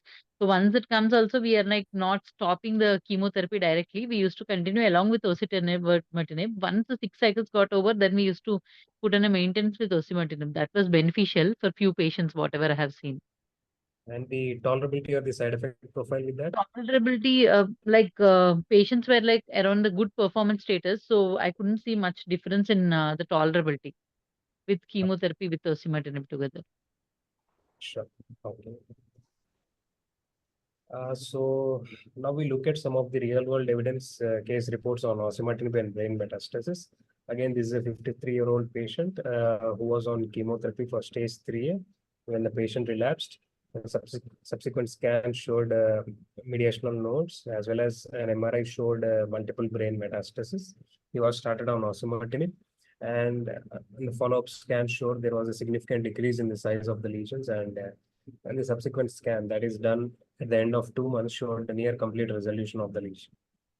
So this is another study which again shows that the first line osimertinib could achieve complete remission of multiple brain metastasis. Sometimes the lesion number was 20, and even those patients were managed without radiation.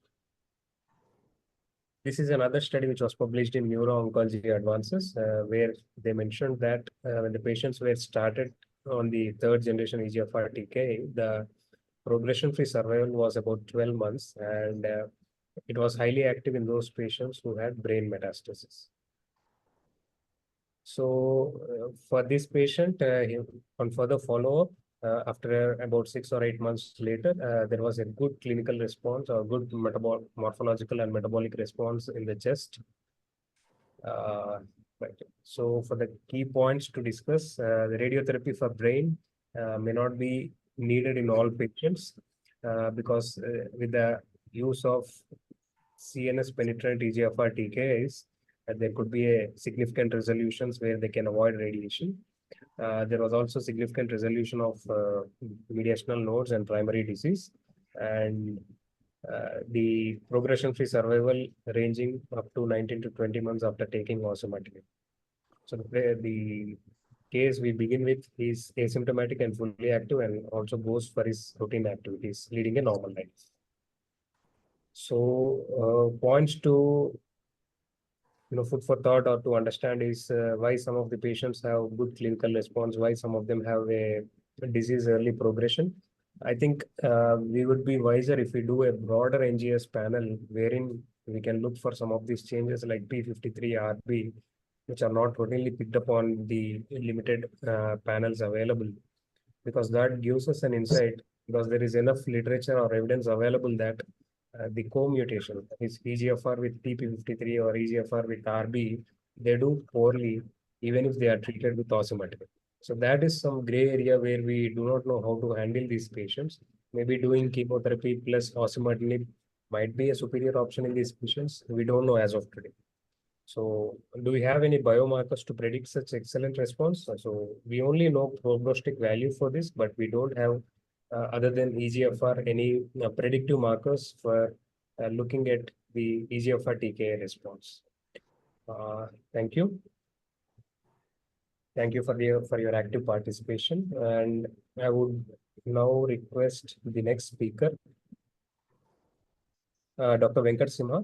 So he will be enlightening us on the therapy for less common driver mutations in advanced lung cancer. Dr. Venkata Simha, over to you. Hello, am I audible, sir? Yes. Yeah. This is Dr. Venkata Simha, Senior Consultant Medical and Hemato-Oncologist from Kamleni, LB Nagar. So at the outside, I have to thank the AstraZeneca and Dr. Nikhil, sir, for giving me this opportunity.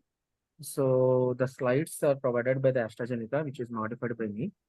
So today's topic is, as all you people are, this is my last topic, so I don't want to go into the details. So I just want to discuss my coming topic as how is the burden of the lung cancer in India, and what is this evolution of lung cancer diagnostics, basically from histopathology to now molecular subtyping, and what are the current treatment options in advanced lung cancer, and compared to clinical efficacy in less common mutations, biomarker mutations like ALK, RAS, MET, RET, and NTRK, HER2, and KRAS, etc. So as you know that the lung cancer, the percentage of new cancer cases and cancer deaths worldwide, it is increasing. So lung cancer, even in India, both in males and females, constitutes number of cases, especially 67,000 every year. And at the same time, the deaths also, it is up to about 63,000. So which depicts that lung cancer is a major killer disease among both males and the females. So coming to the classification, say previously the classification is basically and histopathological wise, like squamous cell carcinoma, small cell and non-small cell. And non-small cell basically squamous and adenocarcinomas. So now the adenocarcinomas or even squamous cell carcinomas are also not a single disease. So they are further classified molecular wise by ALK positive, EGFR positive, HER2 mutation positive, RAS, and so on, this RET, MET, and all those things. So, see that classical napsin or TTP1 for adenocarcinoma and P63 and P43 for squamous cell carcinoma, these IHC markers now shifted onto, especially in advanced cases and metastatic stages. And now recently for EGFR and PDL1 and ALK, we can do even in non-metastatic setting. That means from stage 1B to up to stage 3B or stage 3C also. So anyway, in stage 4 cancer, all these molecular markers we can do. So let it be squamous or adenocarcinoma in advanced metastatic setting. So according to even NCCN wise, so the category 1 recommendations is basically for EGFR and ALK. In case of adenocarcinoma, PDL1 is category 1 recommendation for both adenocarcinoma and squamous cell carcinoma. Remaining all mutations, what biomarker mutations, we can do both in adenocarcinoma and we can consider even in squamous cell carcinoma. So these are all the mutations. So my topic is basically the less common mutations, which starts with ALK and RAS. See, ALK constitutes about 5% of cases, and RAS is of 1.2% of 1 to 2% of cases. And remaining MET and RET and NTRK and HER2 and KRAS G12C point mutations are the very, very less. So now coming to the methodology, as previous speaker told about EGFR methodology, basically we can go for it is a spot mutation like PCR based test we can do, Sangwards and even NGS we can do. As we discussed in previous case based discussion, also NGS 12 gene markers we can go ahead.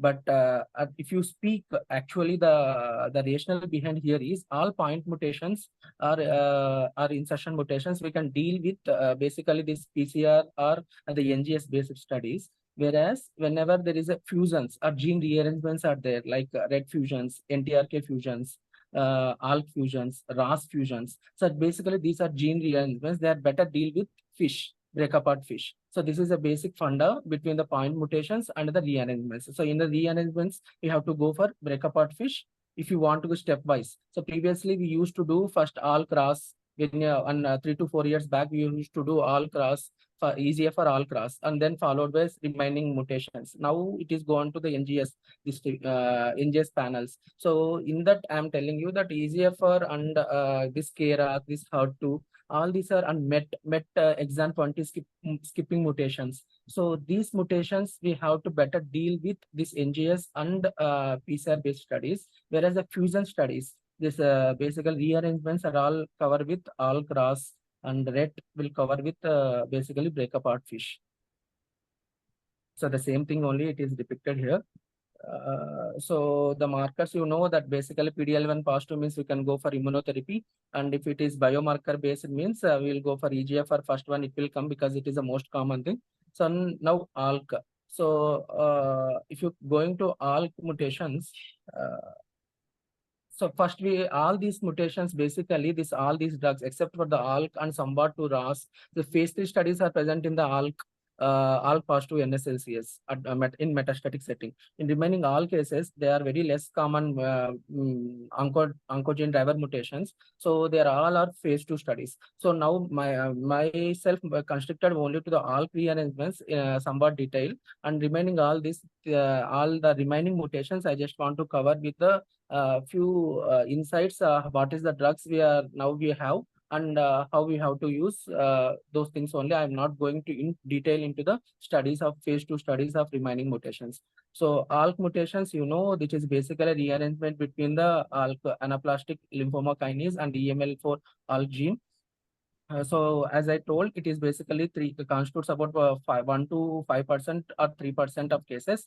And I told basically fish or IHC is we can do with ALK to detect the ALK mutation status. That is the fusion status. So So in order to address these ALK positive NSCLCs, we have first generation TKIs and second generation TKIs and third generation TKIs. This slide is somewhat mistake. So first generation TKIs will come only the crizotinib, and the second generation TKIs we will go for ceritinib and alectinib and brigatinib, and third generation TKI is lorlatinib. So in the first generation TKIs, in previously 3 to 5 years back, crizotinib we are using very widely for ALK positive NSCLCs. Now there is a shift in the paradigm. So now we are using most of the times second line, that is mostly this alectinib or brigatinib. So this alectinib compared to crizotinib is a better response rates, complete response rates, and even better CNS disease progression rates. And even PFS is also very much better. So PFS is also not reached. Just I will show this one. This is first one is crizotinib. This Alex trial which compares alectinib versus crizotinib. Here also the median PFS is not yet reached in case of alectinib arm, whereas median PFS was reached for about 8 to 11 months in case of crizotinib arm. And even CNS disease control rate, cumulative incidence rates of brain mets, all are very less with the alectinib, and even side effect profile is also very less with the alectinib. So now the NCCN wise, if you go for the category wise recommendations, category 1 recommendation is for all the first generation, second generation, third generation, first line, all positive, any drug we can use. It is ultimately the individual physician decision which one is you have to use in that setting. So most of the times I am using in my practice either alectinib or brigatinib to start with any ALK positive NSCLCs. If at all, if it is any mutations are happening, means that I will keep the lorlatinib in the second line setting. So I have three patients like this. So one patient is progressive from alectinib to the lorlatinib, and remaining patients are doing good with alectinib. So the only problem with the alectinib is number of the tablets we have to use here. So the other one is crizotinib. This is for RAS. I told the crizotinib, basically the profile studies, and the ceritinib ASCEND 4 or ASCEND 5 studies are when you go for brigatinib ATLAS studies, and this Alex and JLX trials, all these shown that compared to crizotinib in first line setting, these ceritinib or lorlatinib, brigatinib, and alectinib favors good profile, that is better PFS control and better OS and all those things. So coming to second line setting also for all positive mutation, all positive metastatic NSCLCs, we have to go for if at all patient is already on the alectinib and first generation or second generation TKS, we have to go for mutational analysis. And if at all anything is positive is there, means we can use lorlatinib. So second line studies I have not mentioned here. So next one is the RAS inhibitor. For RAS inhibitor also we have 3 agents to target this one. One is the ceritinib, and another one is the crizotinib and entrectinib, the NTRK inhibitor. So that also have this RAS inhibition. So this entrectinib and crizotinib. So sorry to interrupt you. So you can see next whenever you want us to move to the next slide, sir. Yeah. We can move the slides now. So it is not moving. Here it is showing moving. That's why I'm telling. I'm just going on. So can you please move the slides? Hello? Hello? Yes, sir. Yes, sir. Hello? Can you move the slide? Sure, sir.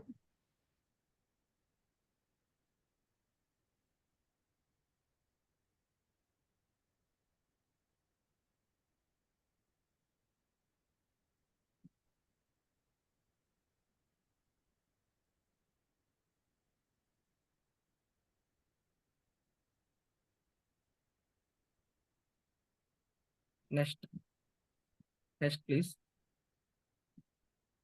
Yeah. So now we are going to the RAS inhibitor. So in this RAS inhibition, basically the crizotinib and entrectinib. These are the two things, two drugs we are using in the first line setting for RAS positive metastatic NSCLC. In the second line setting, we have again lorlatinib. This is the CROWN study for lorlatinib for usage of RAS inhibitor in the second line ALK positive NSCLC when compared to chemotherapy. So coming to MET. So MET mutations, we have 3 agents here to target MET mutations. Basically, this MET is that high-level MET amplification, which is detected by NGS. So that copy number variations more than 10, we can take it as a high-level MET amplification. For that high-level MET amplification, and also the other one is MET exon 20 skipping mutations.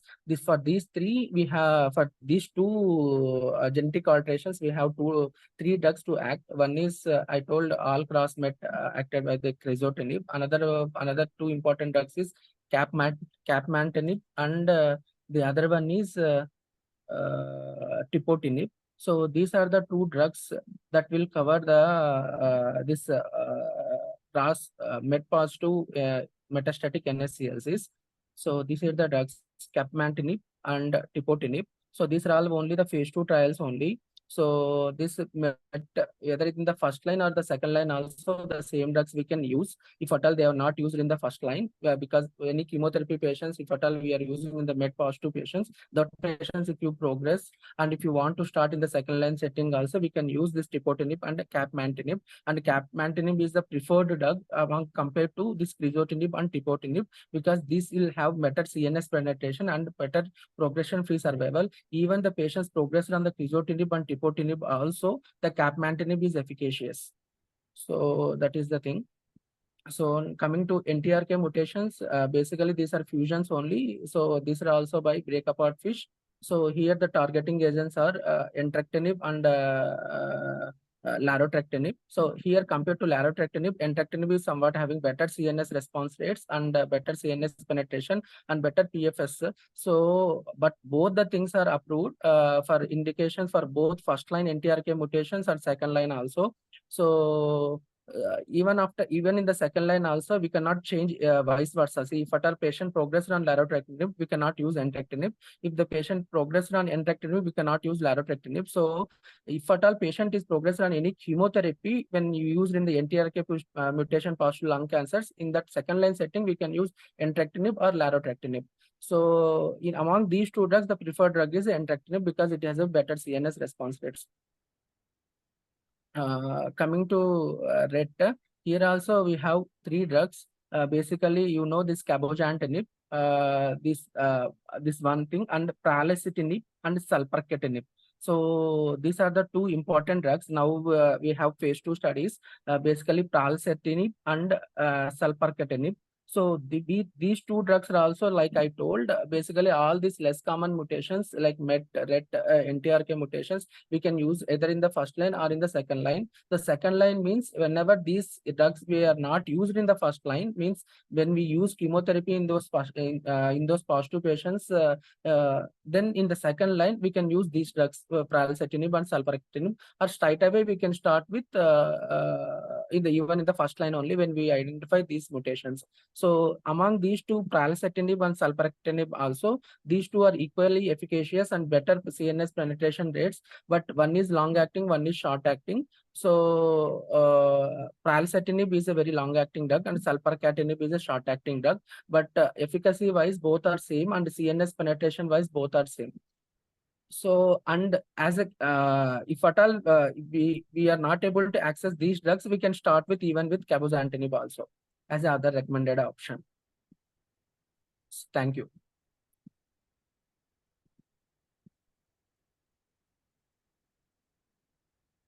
Thank you, Dr. Venkat, for that discussion on various treatment options available for uncommon driver mutations in non-small cell lung cancer. So I thank all the speakers for these wonderful presentations covering all the topics on the management of non-small cell lung cancer advanced disease. So we have looked into the basic workup, methods of molecular testing, the caveats in testing, the various treatment options available, and some exceptional case reports where there was a significant response to osimertinib. And we also touched upon the management of uncommon driver mutations. I would like to reinforce that osimertinib remains the EGFR TK of choice because it has shown survival benefit. The toxicity profile was acceptable, and the patients also had a good quality of life. which is this option is slightly inferior with the data available when compared to osimertinib plus chemotherapy. But again, that is not a viable option for all patients, and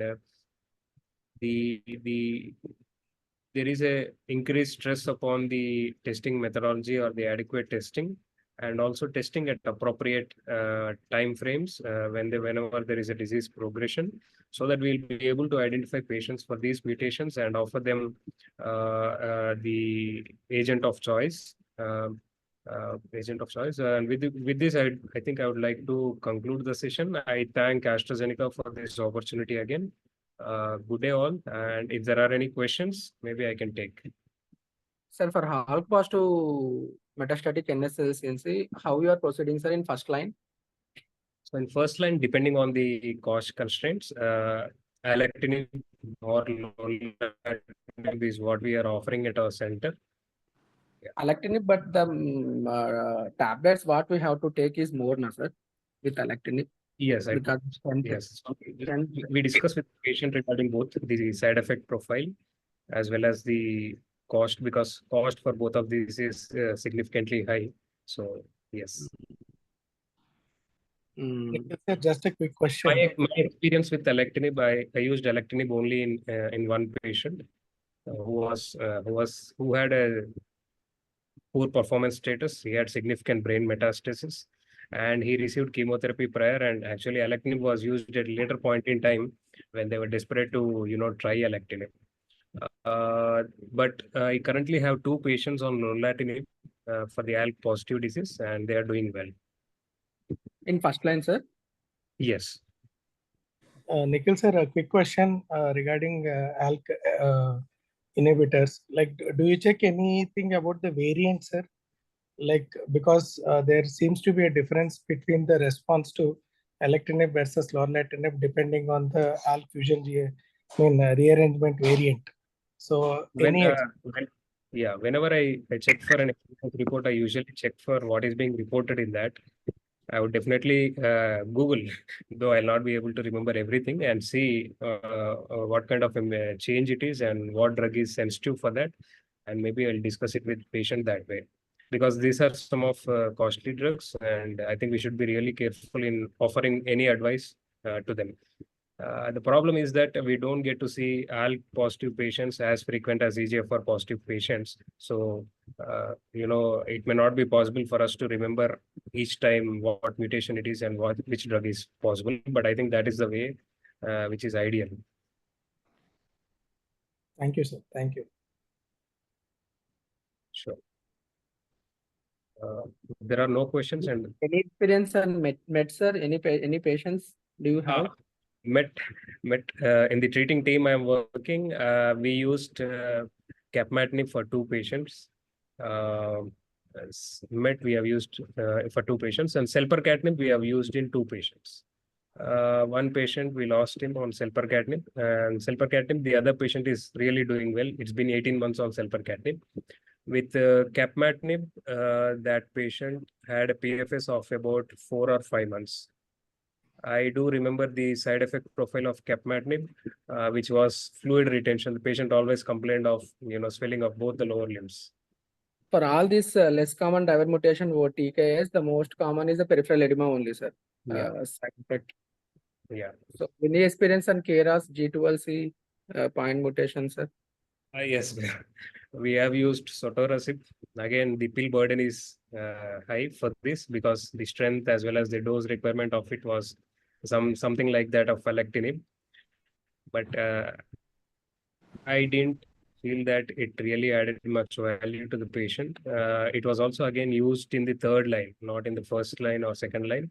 So when we did an NGS at disease progression, that was what was picked up, and he used sotorasib for a couple of months, 2 months or 3 months. We lost the patient ultimately. Sir, what about the cost? Cost of sotorasib, sir? Because I had today one patient with the same mutation, KRAS G12D. So I just want to know. So yes. I should speak on this forum. This sotorasib is not the no, just the cost, sir, because I have not used it prior, so I'm not aware. This is somewhat from the Bangladeshi one, so I'll not be able to discuss all this. Thank you, sir. Thank you. Yeah. This platform. Okay. Sure. Any comment on Thank you. tumor Thank you. agnostic therapy, sir? NTRK? NTRK, so far we haven't seen at our institute NTRK. No, I don't recollect any patient on NTRK. Though there are, I think, 2 or 3 patients who were on Entrectinib, which was on a compassionate basis provided by the original company. They're not my patients. They are some other colleagues' patient. I think 1 or 2 patients. I haven't seen them, but I only know that a couple of patients got Entrectinib based on compassionate access. NHER2, sir? NHER2, yes. NHER2 we have used in metastatic breast cancer. 2 patients are currently on NHER2. Lung One cancer, sir. In lung, any experience on in lung? No. In lung, we have used, because we have exhausted all options and the NGS showed ERBB2 amplification. For 1 patient, we used TDM1. We counseled them exhaustively, again, the pros and cons of doing that and the implications of what is being seen on the NGS and the treatment offered. That was only for a short duration of time that the patient. But what NCCN recommended is for even the Cadsilla, Edmondson, TDM1, it is always NHER2 is preferable in that type of settings. NHER2 is available in the Indian market very recently. So it's been only a couple of months that NHER2 was available, and as of today, getting or procuring NHER2 is also difficult. Though it is launched, there is quite some shortage of drug in. So it's becoming very Cadsilla is difficult. easily accessible for us. Yes. TDM1 For the patient, we use TDM1. This was way back, say about 6 or 8 months prior. Okay, nice, sir. Thank you. Sir, one last question. Because we commonly see concomitant tuberculosis also in most of the patients. Any experience on using ATT along with Osimertinib? Hello? I haven't used or I haven't come across TB plus Osimertinib usage. Though we had patients for whom chemotherapy was offered along with ATT, but again it was very judgmental, calculated, slow going. After completion of 1 month of ATT, then we started them on chemotherapy. But if you ask me straightforward answer, ATT plus Osimertinib, I have no experience. Thank you, sir. Thanks for your answer.